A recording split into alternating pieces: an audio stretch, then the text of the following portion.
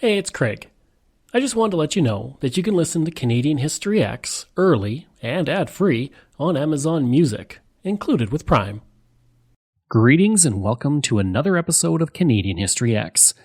If you like, you can support the podcast for as little as $3 a month. Just go to patreon.com/CanadaEHX. You can also donate to the podcast by going to CanadaEHX.com and clicking donate, or you can go to buymeacupofcoffee/CraigU. All of these links are also in my show notes, and for people who donate, I have various levels of benefits. For $5, you get a thank you at the start of the next episode of Canadian History X, Canada's Great War, and from John to Justin, and on social media. For $10, you get everything from the $5, plus this episode is sponsored by, with your name at the start. Also, I'll state it's sponsored by you on social media. For $20, everything from the $5 and $10, plus a second episode sponsored by you, and promotion of something you're working on. And for $50, everything from the $5, $10, and $20 plus, you get to choose a topic for me to cover on Canadian History X. If you like, you can email me at craig@canadaehx.com.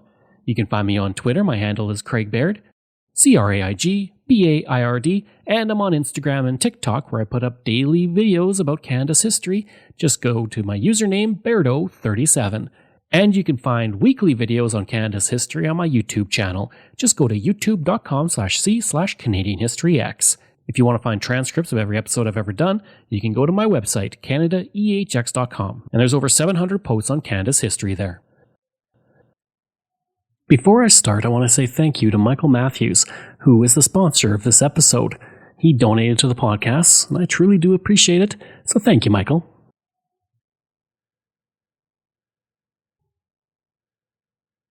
One of the most important events in the history of Quebec in the 20th century came about because of a hockey game, but it had nothing to do with the Stanley Cup. Instead, it was a suspension and the subsequent riot that would become a precursor to the quiet revolution of the 1960s for the province. Now, throughout this episode, I do know that it's Maurice Richard, but just to keep myself from stumbling constantly, I will be referring to him as Richard. At the time, Maurice the Rocket Richard was the star of the Montreal Canadiens and an icon of the province. Known for his intense play, he was often antagonized by opposing players to push him into fighting or acting with anger on the ice. Frank Selke would say of Richard, quote, "He's on fire inside all of the time he's on the ice. I've never had a player who tries so intensely." End quote. Several times throughout his career, he was suspended or fined, including once when he slapped a linesman in the face, earning $250 in fines. Richard at the time was an incredibly important person to the francophones of Quebec. In the 1950s, most of the industries and resources of the province were controlled by English Canadians and Americans, while French Canadians were the lowest paid ethnic group in the province. This caused growing discontent within the province, and it would lead to the riot that would alter the province forever. On March 13, 1955, in a game in Boston, Richard got into a fight with Hal Leco after he was high-sticked in the head. Richard needed 5 stitches to close the cut on his forehead. When the whistle was blown to end the play, Richard skated up to Leco and hit him in the face with his stick. A linesman attempted to restrain Richard, who repeatedly tried to attack Leco. Richard eventually broke the stick over the body of Leco, and linesman Cliff Thompson attempted to contain Richard, and Richard punched him twice in the face, knocking him out. Richard was then given a match penalty and an automatic $100 fine. It was just a little incident that happened in Boston about 3 days before the suspension occurred. I got in a little argument, but I got hit by Al Leco in the face, and I went after him a few seconds later, and I tried to hit him. I tried to spear him the same as he did to me, and the fight started, and I tried to go after Al Leco, but there was 2 linesmen. One of them was a guy by the name of Armstrong, I think. He was a linesman. He got a hold of me a couple of times, 3 times I should say. The first 2 times that he got a hold of me, I got rid of him, and I was really mad. I was just trying to get a hold of Leco. I was trying to reach him. But the 3rd time, I was right beside the board, and Armstrong was still holding me in my back, holding my arms, and Leco was swinging at me. So So I just turned around and I hit hamstrung. I don't know where I hit him. I must have hit him on the head or in the face. I don't remember where I hit him. But the fight stopped there. And in the dressing room after the game, Boston police attempted to arrest Richard, but they were blocked from getting into the dressing room by the Canadiens players. Eventually, the Bruins convinced the officers to let the Canadiens leave on condition that the NHL would take care of the issue. The Canadian press wrote of the incident, quote, Maurice Richard, whose explosive temperament has again rocketed him to the sports headlines, finds himself Monday in familiar quarters, the National Hockey League doghouse, end quote. Many would call for Campbell to go easy on Richard. Grant Warwick, the coach of the world champion Penticton Vees, would state, quote, If President Campbell is listening, I want to ask him on behalf of all players with me to go easy on the Rocket, end quote. At the time, Clarence Campbell, a Western Canadian, was in charge of the NHL as its president, a role he held from 1946 to 1977. A hearing was held which dominated the news the following day. As for Richard, he was dealing with the impact of being hit in the head by a stick. Coach Dick Irvin would say of Richard that day, quote, I noticed the Rocket looked pale and strained when he reported for practice this morning. He told me that he had headache and said he hadn't slept all night. After talking with him, I immediately called Dr. Young, and the doctor ordered Richard to the hospital at once, end quote. Richard stated he was dazed by the hit, and he would state that he did not remember what happened, adding, quote, When I'm hit, I get mad. I don't know what to do. Before each game, I think about my temper and how I should control it, but as soon as I get on the ice, I forget all that, end quote. He stated he thought Thompson was a Bruins player, not a linesman. Campbell would rule that Richard be suspended for the rest of the season as well as the playoffs. It was the longest suspension that Campbell would issue during his 31 years as league president. Campbell would issue a statement after the hearing stating that he did not believe Richard had struck the linesman by accident, as Richard claimed. He cited the previous instance where Richard had slapped a linesman of evidence of this. He would say in his statement, quote, I am also satisfied that Richard did not strike linesman Thompson as a result of mistake or accident as suggested, end quote. Campbell would continue in his statement, quote, The time for prohibition or leniency is past. Whether this type of conduct is the product of temperamental instability or willful defiance of the authority of the games does not matter. It is a type of conduct which cannot be tolerated by any player, star, or otherwise, end quote. Well, it isn't any easier now than it was then, because the problem I had was that with such a limited period of time in the regular schedule remaining, which in my judgment was hopelessly inadequate for the offense, the question arose at once, how do you deal with the remainder of it? And as you know, my final conclusion was that he should not be allowed to play in the playoffs at all that year. There was in existence at that time, and there had been a precedent which I did not approve, in which Hooley Smith had been penalized similarly during the course of the season, but he was allowed to return to the playoffs and then served 30 days the following season. That was a line of reasoning I couldn't go along with at all. 3 days later, when I came back to Montreal, I went in front of Mr. Campbell with Kenny Reardon and not Mr. Selke, but Kenny Reardon came with me to Mr. Campbell's office, and they took our version of the incident, and Leco and Udvari were there. Udvari was the referee at that game. And the next day I got my suspension for the last 3 games of the season, and suspension for the whole playoff.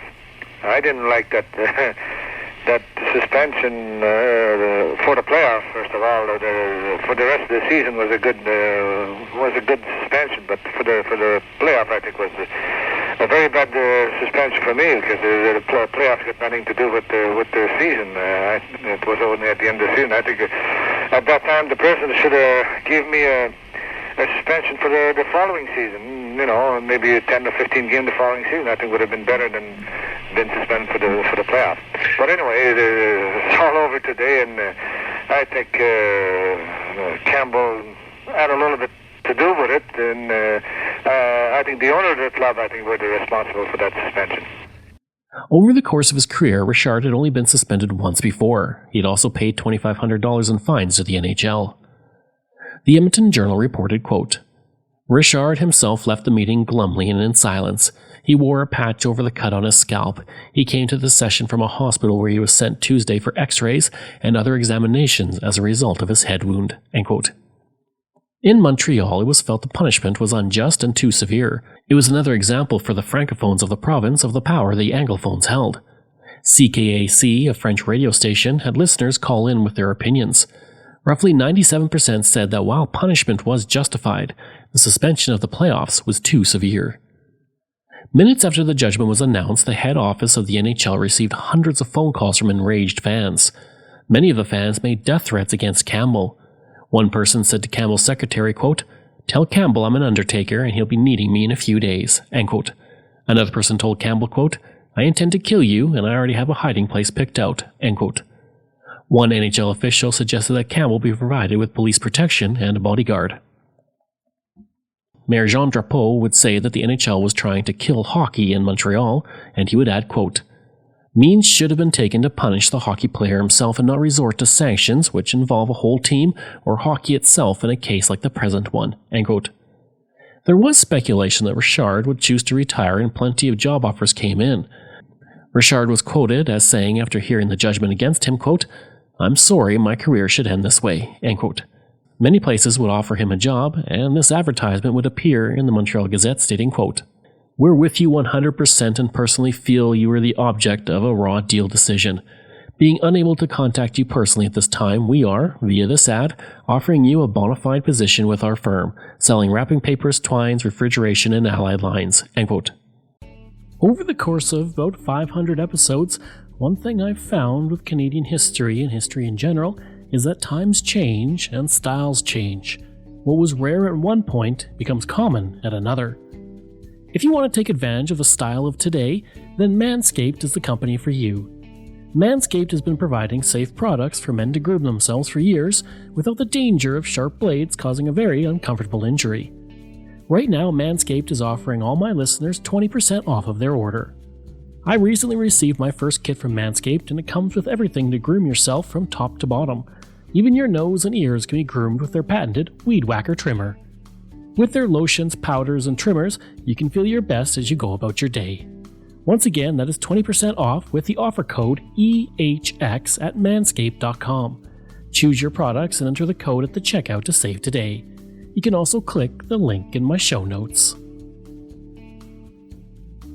In the House of Commons, Leon Balsier, a progressive conservative member of Parliament, attempted to introduce the issue of the suspension, but there were loud cries of order, and the Speaker of the House said that he could not bring up such a topic as a question of privilege. Campbell, refusing to back down, stated he would attend the next home game of the Canadiens on March 17th. Campbell would state, quote, "I never seriously considered not going to the game. I'm a season ticket holder and a regular attendant, and I have a right to go. I felt that the police would protect me. I didn't consult them, and they didn't advise me not to attend." End quote. Richard, for his part, didn't know if he would go to the game, but in the end his wife told him she was going, and he decided to go along. 2 hours before the game, hundreds of demonstrators gathered in the lobby of the Montreal Forum. Many tried to crash the gate, but were stopped by police. Eventually, the crowd grew to 6,000 people. CKVL had a mobile sound unit at the game. Marcel Beauregard, the feature editor of the CKVL, would say later, quote, "We were almost certain that there was going to be trouble. It was in the air." End quote. The mood eventually started to sour among the crowd, and some protesters began to smash windows and throw chunks of ice at streetcars. Campbell would arrive midway through the first period of the game, and 15,000 people began to boo him. Some fans started to throw eggs and vegetables at him, something that continued for 6 straight minutes. An orange hit him square in the back, and another object knocked his hat off. Campbell would say, quote, "I tried to avoid anything that would provoke the crowd." End quote. And I came into the game, it must have been upwards of 7 or 8 minutes late. And of course there was an enormous response when I came in, because I imagine the audience had been sort of preparing for my arrival, or probably more appropriate, they were providing a welcome for me. Anyway, they let their feelings be known very quickly, and from then on, the tempo of the events speeded up as we went along. For some little time at the start of the game, or at least at the time when I was present, it was mostly noise. Then as we got nearer the end of the period, the first period was, then the things began to drop from the skies in various forms, which even got as far as bottles, and not very many of them, fortunately, and fruit. I don't know whether it was fresh or otherwise, but in any event, it made a wreck of my wife's coat. And then literally the riot was on, or it wasn't on in that sense. In the meantime, the ushers and other police had to divert people who were obviously moving in our area, and they were just created quite a considerable amount of congestion. It's been suggested to me since, and primarily, I guess, by our worthy mayor, that I caused it all by going, but I don't take that seriously. With the Canadiens down 4-1 by the end of the first period, the fans were becoming more irate. At one point, a fan was able to get close to Campbell, and the incident is described as such, quote, "One man, pretending to be a friend of the NHL president, slipped by the guard of ushers and police and extended his hand to Campbell. When he was close enough, he slapped Campbell across the face and then punched him. As he was tackled by police, he still struggled to attack the NHL president, flailing his arms and legs." End quote. Soon after this point, a tear gas bomb went off near where Campbell was sitting, and while it was never found who threw the tear gas bomb, what is believed is that whoever did it, ironically, saved Campbell's life. The chief of detectives, George Allain, would say, quote, "The bomb thrower protected Campbell's life by releasing it at precisely the right moment." End quote. Gilles Bélanger sits in what used to be the Montreal Forum. 50 years ago, at 19 years old, he was in the same spot, watching the Canadiens play without Maurice Rocket Richard. We were not in the game that night, neither the hockey players, neither the fan. At the level of the people, the reaction of the fan was a very gut-feeling reaction, very emotional feeling. They've touched our hero, they've touched Richard. Red Story reffed that game. You knew something was going to happen, but you didn't know what. And Campbell should not have been at the game. And if he had not been at the game, we would have had no riot. But he dared the public. That bomb, that tear gas bomb exploded in the exit. Everybody got scared and the forum went empty. So you had 16,000 people all of a sudden in the street. Ottawa Journal reporter W.G. Westwick would write, quote, "Smoke poured up, billowing straight up and then spreading through the section. Women were screaming and all near the scene either fanned out or retreated. Campbell left shortly afterwards. I've never seen so many people with tears streaming down their face." End quote. The Montreal fire chief then stated the game had to be suspended and the forum was evacuated for the safety of the fans. Campbell then sent a note to Jack Adams, the GM of the Red Wings, stating the game was forfeited to his team. Outside the forum, fans began to riot with the demonstrators who were not inside the game. People chanted "Down with Campbell" and "Viva Richard." Police began to push the crowd back towards the park. The chief of police would say why the police didn't run into the crowd to grab anyone who were throwing items, stating, quote, "It was dangerous to rush into the crowd to get them. It was full of women and children, some of them in carriages, some in arms. It was slippery. Had we used too much force, many people might have been trampled. As it was, there were several close calls." End quote. More windows were smashed, newsstands were lit on fire, and the cars were overturned. By this point, it was estimated there were 10,000 people in the rioting crowd. In a 15-block radius around the forum, about 50 stores were looted and vandalized. Many at the riot were also not hockey fans. One police officer arrested a man who said he was a lumberjack from Chalk River, Ontario. When asked if he loved Richard, the man said, quote, "Richard, who's he?" End quote. At 11:15 p.m., the back entrance of the forum was quiet, so Richard's car was brought up to the door so he and his wife could be loaded into it. Richard would say later, quote, "When I got home, I listened to the riot on the radio. I felt badly. Once I felt like going downtown and telling the people over a loudspeaker to stop their nonsense, but it wouldn't have done any good. They would have carried me around on their shoulders." End quote. Campbell couldn't get out of the arena until 11:30 p.m. The Montreal Gazette reported, quote, "Led by acting director Tom Leggett, a police escort accompanied Campbell and Miss King to the back of the forum while thousands of fans shouted for his scalp outside the front entrance. So riotous were the fans that only a few ushers would chance to move about in the lobby as pieces of ice, bottles, and various other missiles came sailing through the window." End quote. As soon as Campbell got home, he called his father to tell him he was okay. He then took the phone off the hook because of the constant phone calls. Lester Patrick, the owner of the New York Rangers, would say, quote, "I'm astonished, I'm flabbergasted. This has never happened before in sport anywhere in Canada, and it never happened at the fights in Madison Square Garden in New York as long as I was there," end quote. Elmer Ferguson of the Montreal Herald would write, quote, "You may not agree with his judgment, but you can't but admire the superb courage of Clarence Campbell, a man who faced death throughout World War II, to whom the heckling and the minor missiles and the torrents of verbal abuse ranging from stupid to obscene hurled his way bounced like thistledown off one who has faced shells and shrapnel," end quote. By midnight, the riot was growing and rocks were thrown through the windows of the Royal Bank. Constables were armed with a stick and revolver, and a police car was loaded with tear gas bombs, while firemen had a high-pressure hose ready.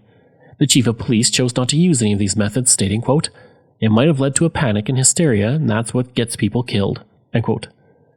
The riot continued for hours until 3 a.m., leaving the entire area in shambles. The riot led to the arrest of 100 people and $100,000 in damages, which is about $1.1 million in 2022 funds. In one jewelry store, the damage was $68,000 in today's funds. About 25 civilians and 12 police officers were injured. As well, 8 police cars, several streetcars, taxicabs, and cars were damaged. The director of the police would say, quote, "It was the worst night I've had in my 33 years as a policeman," end quote. Jack Adams of the Red Wings would blame Montreal officials for the riot, stating, quote, "If they hadn't pampered Maurice Richard, built him up as a hero until he felt he was bigger than hockey himself, this wouldn't have happened," end quote. Frank Hanley of the Montreal City Council blamed the mayor for publicly criticizing the decision by Campbell to suspend Richard. The mayor would also blame the riot on Campbell, saying he provoked it by attending the game. Well, I've thought about it many, many times, and I have always come up with the same conclusion that I would do the same again today. Frank Corbett, a local citizen, would write a letter to the editor stating, quote, "French and English relationships have deteriorated badly over the past 10 years, and they have never been worse. The basic unrest is nationalism, which is ever present in Quebec. Let's face it, the French Canadians want English expelled from the province," end quote. At 6 a.m. the next day, a reporter knocked on the door of Richard, which was answered by Richard's 6-year-old son, who said, quote, "I hope you didn't come to talk to him about hockey," end quote. Newspapers quickly condemned the riot. The Montreal Star stated that it was shameful, while the Toronto Star stated, quote, "It's savagery which attacks the fundamentals of civilized behavior," end quote. Newspapers as far away as London and Los Angeles reported on it, highlighting what was seen as violence in hockey. One Dutch newspaper stated that the entire stadium had been destroyed, 100 people were injured, and 27 were dead. Richard would eventually give a statement in French and English on March 18th, and he would say, quote, "Because I always try so hard to win and had my troubles in Boston, I was suspended. At playoff time, it hurts not to be in the game with the boys. However, I want to do what is good for the people of Montreal and the team, so that no further harm will be done. I would like to ask everyone to get behind the team and help the boys win from the New York Rangers in Detroit," end quote. Campbell, for his part, refused to apologize. Many were angry at Campbell for attending, saying that he was trying to assert his power over the NHL, and he disrespected Montreal. Jean Beliveau, years later, stated that he disagreed with Campbell for attending, but stated that even if Campbell was not there, it was likely it would not have made a difference in the riot. Toronto Maple Leafs president Conn Smythe would state of the riot, quote, "I'm glad I'm in Florida. It's a shame a man like Clarence Campbell has to take abuse of that kind. It's terrible." Campbell would state about being at the game, quote, "I've already received this morning 3 calls from governors of the league who are owners of their clubs, commending me very highly for my decision on the Richard case and manner in which I have conducted myself, including my attendance at the game. As far as I personally am concerned, I haven't changed my attitude in the slightest regarding my privilege as a citizen to attend a game," end quote. One Montreal City Councillor would state that Campbell should be arrested, stating, quote, "I want a warrant not only for last night, but also if he ever sets foot in the Forum again," end quote. The suspension and the ending of the game against Detroit had far-reaching consequences. For one, Richard was leading the NHL in points when he was suspended, and he would lose the scoring title to his teammate Bernie Gefferon, who was booed by Canadian fans when he won the scoring title over Richard by 1 point. Thanks to Montreal forfeiting the interrupted game to Detroit, the Red Wings took first place in the league and gained home ice advantage. They would win the Stanley Cup that year over Montreal in Game 7, which was played in Detroit. After the season, coach Dick Irvin left the team to be replaced by Toe Blake. Many felt that Irvin had riled up Richard, causing his eruptions on the ice. 1 year later, Irvin was dead from bone cancer. Richard, of course, did not retire after the suspension. In the end, he chose to work with Toe Blake to control his temper on the ice, and he played a further 5 seasons. In those 5 seasons, he won 5 straight Stanley Cups, scored another 122 goals and 240 points, earned first and second team All-Star honors, won the Lou Marsh Trophy and 2 Canadian Press Male Athlete of the Year awards. When he retired at the end of the 1959-60 season, he was immediately inducted into the Hockey Hall of Fame. More importantly, the Richard Riot proved to be a factor in the quiet revolution of the 1960s. French Canadians saw the suspension of Richard as a slight against a cultural icon. The riot was seen as a sign of rising tensions in Quebec over the divide between French and English residents. And only days after the riot, many saw it as an example of the growing nationalism in the province. As time passed, the riot gained greater significance and mythology around it, and some asserted that if it had not been a riot, there would not be the Rocket Richard myth. I know that it was the first thing like that had happened in the province of Quebec, but I didn't know what was going to go on 15, 20 years after that. So I'm really surprised to see that. I was with the English boys most of my life, especially in pro hockey, and I didn't know what was really going on, in a French Quebec. So I think when it happened, I was not happy, but I was really surprised to see all the French Canadians that were behind me. And I know it was a bad thing to do. And first of all, I think all that trouble started with all the young guys, all the French young kids of Montreal. And I don't think I'm responsible for what is going on today. I think it was great to see that all the French people were behind me 100%. But it's all over today. We haven't seen a scene like that since that time. So everything you see on the French people in the province of Quebec has got nothing to do with sport. It's completely different. I hope you enjoyed that episode of my look at the Richard Riot. Next week, we have one of my favorite kind of episodes, the nostalgia episode, and we're looking at the iconic 1990s show, Street Sense. If you like, you can email me at craig@canadaehx.com. You can find me on Twitter. My handle is Craig Baird, CraigBaird, and I'm on Instagram at Bairdo37. As well, again, if you want to support the podcast, you can for as little as $3 a month. Just go to patreon.com/CanadaEHX. And you can donate to the podcast by going to CanadaEHX.com and clicking Donate. I'd also like to thank all of my wonderful patrons, and I apologize if I get any names incorrect. Michael Matthews, Joanna Parker, Jeff Dahl, Vobs, Robert Page, Richard D., Colin Johnson, Jeff Hershey, Kyle Murray, Steve Pakin, Matthew Gartho, Lionel Romaine, Dr. Bob Turner, an anonymous patron that I truly do appreciate, Randy Hayden, Doug Campbell, Reg W., Deborah Carlson, Francis Helbling, Nick Zinri, Shannon Marshall, Clinton Martinez, Dimitri Shove, Aaron O'Hara Myers, Robert Dunseith, Todd Casey, Catherine Roy, Luke S., JP Bear, Jason Hall, Phil Maynard, and Iris Gray. Information from Canadian Encyclopedia, Maclean's, Regina Leader Post, CBC, Wikipedia, Ottawa Citizen, Calgary Herald, Windsor Star, Edmonton Journal, Saskatoon Star Phoenix, Montreal Gazette, and the Ottawa Journal. Thanks, and we'll see you again next time.